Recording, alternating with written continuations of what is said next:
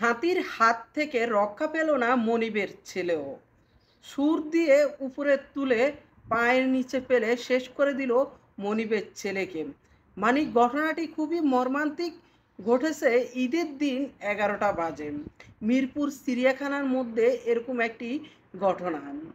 দর্শক শ্রোতা, আজাদ আলী দীর্ঘ 10 বছর ধরে মিরপুর চিড়িয়াখানার মধ্যে হাতি লালন পালন করছে।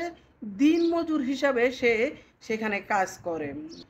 ঈদ উপলক্ষে ছেলে এসেছিল তার কাছে বেড়াতে, তাই ছেলেকে নিয়ে চিড়িয়াখানাতে আসে এবং কি সেখানে আসার পরে বাবার পালিত হাতির সাথে দুষ্টামি করতে গিয়ে হাতির বল সে আটকে ফেলে এবং কি সেই বলটি দিচ্ছিল না এই আজাদের ছেলে।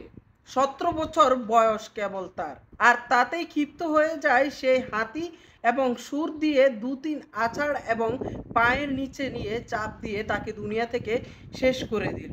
হাজারো চেষ্টা করে সেই হাতিকে কোনোভাবে থামানো যায়নি। হাতিকে নিয়ন্ত্রণ করার 2টি লোক ছিল 2টি হাতির উপরে, কিন্তু তারা চেষ্টা করেও বারবার ব্যর্থ হয়ে গেছে এই হাতির কাছে। হাতির যতক্ষণ জিদ ছিল, রাগ ছিল, সব রাগ এই ছেলেটির উপরে উড়িয়ে দিয়েছে আর মুহূর্তেই সেই দুনিয়া থেকে চলে গিয়েছে।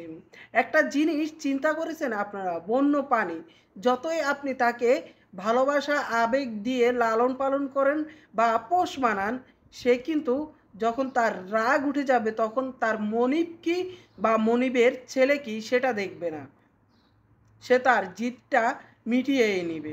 আসলে সবচেয়ে গুরুত্বপূর্ণ কথা হয়েছে যে যেহেতু এই ছেলের বাবা এ হাতির মনিব ছিল বা এই হাতিটিকে লালন পালন করেছিল, সেহেতু ছেলেটি এই হাতিটির পাশে গেছে, কিন্তু হাতির খেলার বস্তু নিয়ে তার সাথে মজা করা মোটেও ঠিক হয়নি। কারণ এই হাতিটিকে লালন পালন করেছে তার বাবা, তার বাবাকেই চিনে এই হাতি, এই ছেলেটিকে আর তো হাতি চিনে না। আর তার বাবাকেও সচেতন হওয়া উচিত ছিল। নিরাপদ বেষ্টনী ক্রস করে এই ছেলেটিকে সেখানে নিয়ে যাওয়া উচিত হয়নি। যেভাবে আশেপাশের মানুষগুলো দাঁড়িয়ে হাতির সার্কেস দেখছিল, এভাবে এই ছেলেটিও দেখতে পারত, কিন্তু সেই নিরাপদ স্টোনেজ বেদ করে হাতির কাছে এসে সবচেয়ে বড় ভুলটা করে ফেলেছে। খুবই দুঃখজনক বিষয়, 17 বছরের একটি ছেলে, আর কয়েকদিন পরে হয়তো ছেলেটি চাকরি করত, বাবা দুঃখের দিন শেষ হয়ে যেত, কিন্তু আজকে সেই ছেলেটির নিথর দেহ বাবার কাঁধে। খুবই দুঃখজনক বিষয়। আসলে এই বিষয় থেকে আমরা সবাই শিক্ষা নিতে পারি।